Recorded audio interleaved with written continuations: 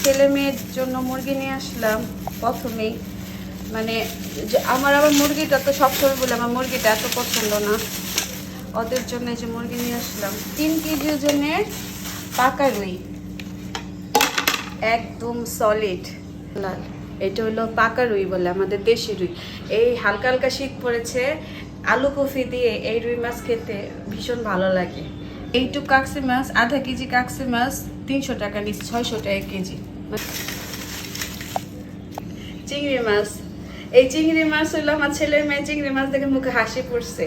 মানে আমি দেশি চিংড়ি খাইতে পছন্দ করি, ওইটা ভালো লাগে, কিন্তু ওরা এই চিংড়ি পছন্দ করে, এর জন্য ভাবছে ওরা চিংড়ি মাছ দিয়ে মালাইকারি খাবে আজকে 2 দিন ধরে বলতেছে, তাই একদম তাজা তাজা চিংড়ি মাছ নিয়ে আসলাম।